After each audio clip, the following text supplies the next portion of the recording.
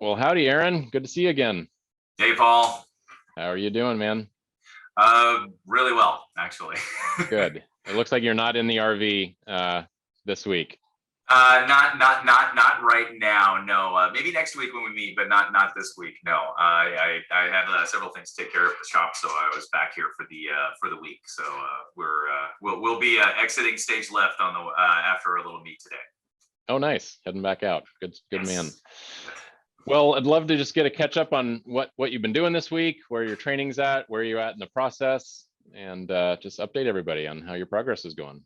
Well, so far, actually, I did have training this morning, and so far we are making work orders, customer POs, making part check info, printing out documents for customer shipments.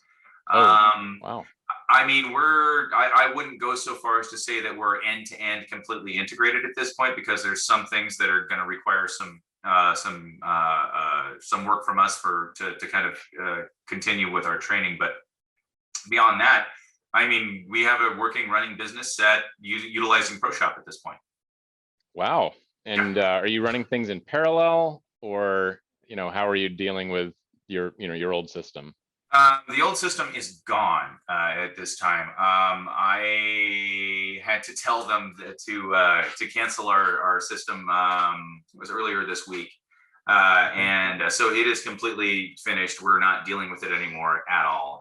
In fact, it's not really necessary given where we're at as far as training and kind of like our implementation process thus far. So we don't even need the old system. This is just a lot easier to deal with.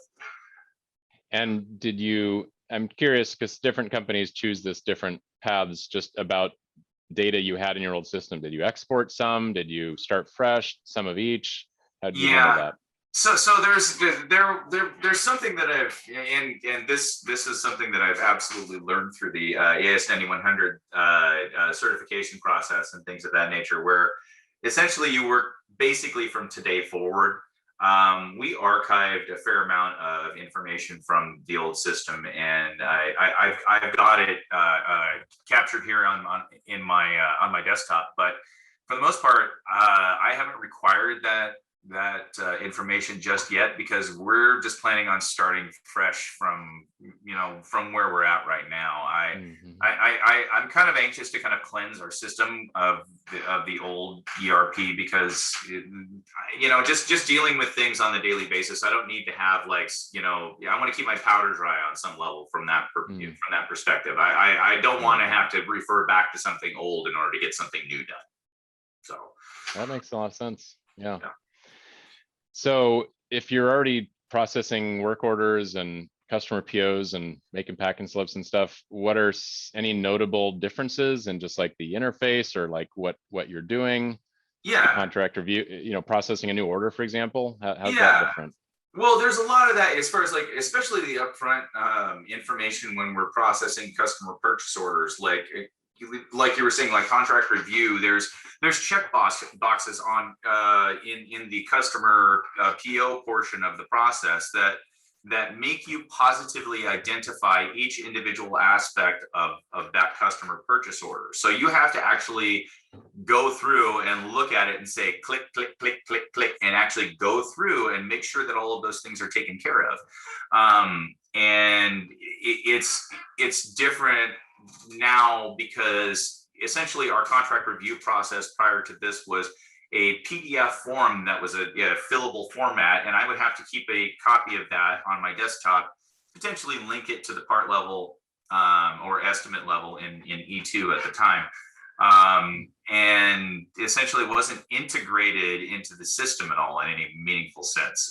You actually had to go and hunt down that information by pulling it out of the server or whatever linked document you had, and then actually read it. And there's no triggers, there's no nothing on it to tell you anything apart from you've sort of done all of these things and you've initialed it. Mm-hmm. But it's not integrated, and I'm not a fan of things outside of the system from that perspective. Was that a form that you generated? No, that was something that they had provided for us in our what they call the rapid documentation system. And when we purchased that system, And it turned out that we required that for our quality management system at all. I mean, they provided us with procedures that were linking up with our system at the time, and essentially all of that stuff came in with that rapid documentation system, along with our quality manual, the forms, the procedures, and everything. Oh, interesting. Yeah, this is kind of new to me. So interesting. So like when it comes to like auditability of like who said they did the contract review or which piece of it, because oftentimes it's spread across multiple people, especially in a bigger company. Right. Is that, yeah. Basically for us is essentially contract review could be completed by Adam or I, because we both, of course, had training associated with that in the system. So we were allowed to do that. And that's sort of like how we dealt with it. We had the access to the form. You could take the form and you literally printed out the form and wrote in your initials. Oh, that's what you did. You okay. Just no. So you weren't even filling it out electronically. It was printed out and formed in.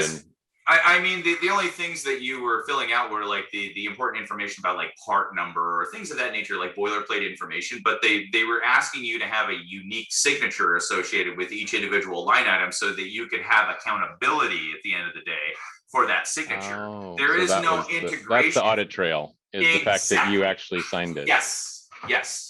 Oh, wow.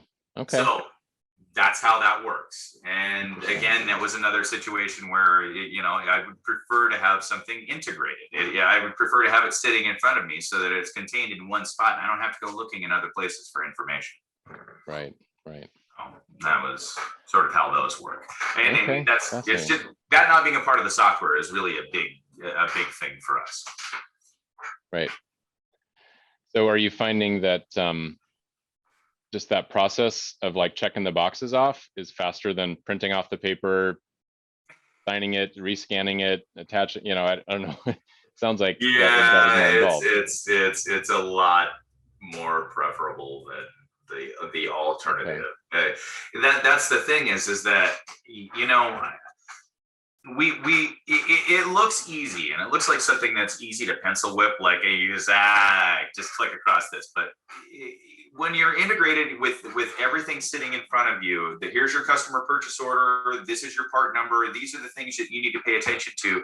When it's sitting right in front of your face and like you're actually, all of that information is there, like it's obvious that you've done something incorrectly or you've got it what you want. Mm-hmm. And I think that snapshot of like, I know that this is working, really is helpful as far as like just makes you feel better about everything. Right. Okay.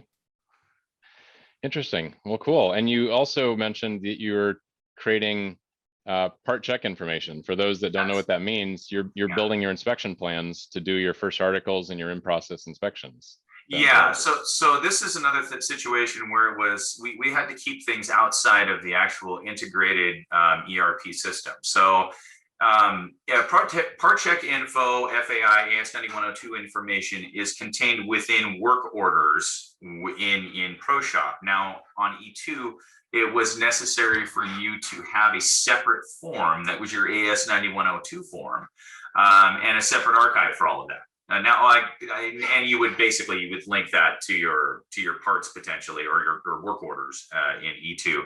Not necessary, but you could. It didn't. Again, it's just more places to store stuff. It's like having a house with a bunch of rooms in it, and a bunch of locked doors, and you don't know where you put anything in any of those locked doors. It's not something that I'm not crazy about the idea that you could potentially break a link by just messing something up on your server when you link something up. Having it integrated within the system makes that so that's not something you have to worry about ever. Like, so there's never any broken links. There's never you can't access this because of some silly reason that doesn't make any sense. So like if someone renamed a file, that would break the link. Breaks the link. And then so you can see like where it'll still continue to archive the file in your list of documents, But when you go to retrieve that file and you click on it, it says link to da da da da da, whatever this is now broken, and that's all it tells you. And now you're out of luck. Now you've got to go hunt down and figure out how to rename that and put it back into the archive again so that it properly keeps everything in one spot. Okay.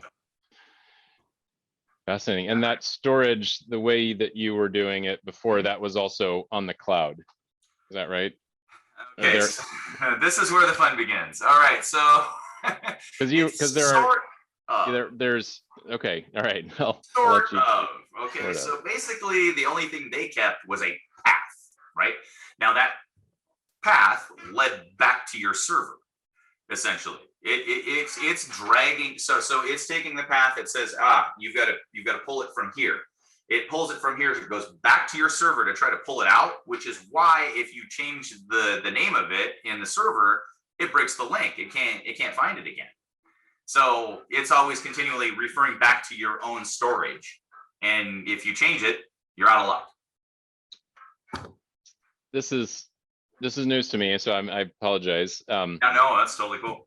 So you were on a cloud system, a cloud-based system, but the storage was local. Yes. Could you store your files in the cloud if you wanted to? Is that an option that you didn't choose? No, as far as that I'm aware of, I could not store files like wholesale elsewhere. I had to have like a location, a physical location on premises, more or less, that they could access back to. Fascinating. Okay, interesting. Well, obviously the way we do file management is considerably different, as you know. It's all there. You need a lot less of them because there's so many things built into the system. So, well, again, it's integrated. Still, we're back to even with like even drawings and things of that nature. Not that E2 you couldn't archive the drawings and and again the documents queue, and you would have to go outside of the system, more or less outside of the system, and to click that link and try to pull it in. But here, like it's right there in front of you the entire time. There is on the header of every work order or part, you have an approved print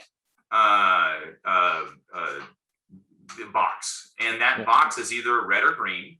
Red means that you've got to do something to approve this drawing, and the green means that we've got good drawings and we can move. And you just click on the links. It's done. I don't have to mess around with anything. So just that the whole question of attachments and drawings brings up for me the question of security. So I believe that you recently got AS9100, and you're also sort of on the path for ultimately CMMC. Yes. So you're ITAR registered currently. You are currently ITAR registered. Yeah. Yes. So can you share a little bit about just that as it relates to your decision? Yeah. So in process of going through our CMMC certification activities, we're on the path. We expect that somewhere around November, December, we should be ready to be audited.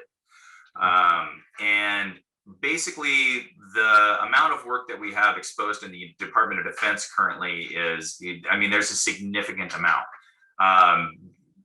Based on the fact that CMMC will be required for every single solitary portion of the supply chain, that is obviously hugely important for us, and a giant big red flag that says, hey, if we need to have this ability here.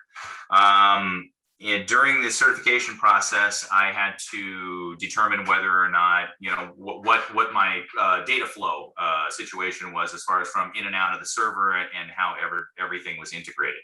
After doing the data flow check, and I went to the folks at ShopTech E2 and asked whether or not they were going to be able to support any sort of CMMC activities or any sort of CMMC supported initiatives at all.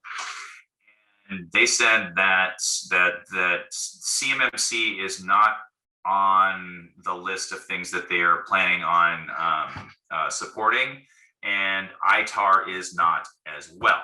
Now, they did offer me the opportunity to like what would have basically been a local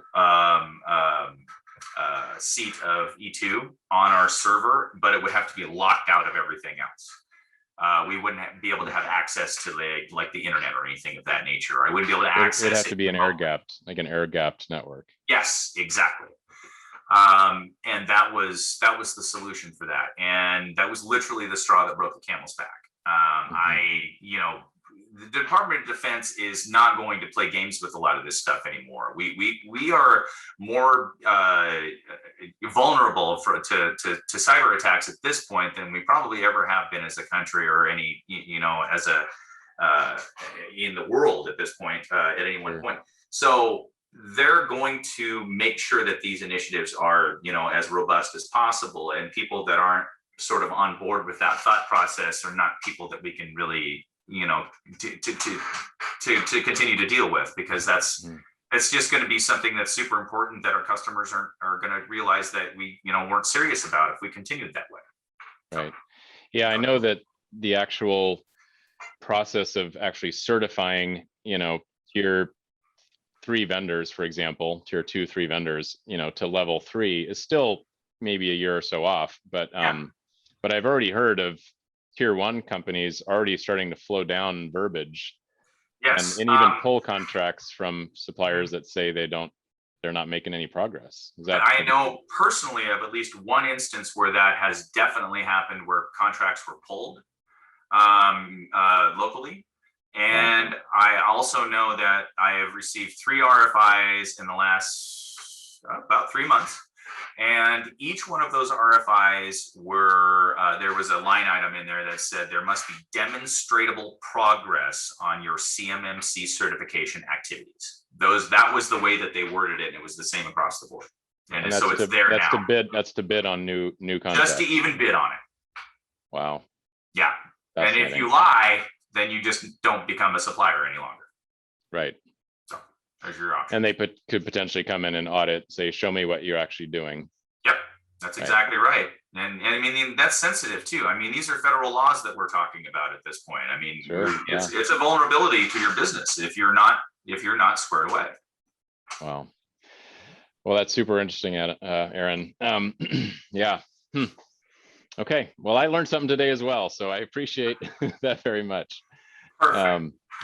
Yeah. Well, thank you again. We'll let you get back to your day and getting back out to your vacation or working remotely. Yes. But thank you. Yeah, look forward to talking to you again next time. And yeah, appreciate your time today. Absolutely. Anytime, Paul. I appreciate you guys. All right. Take care. Have a good one. Thank you. Bye.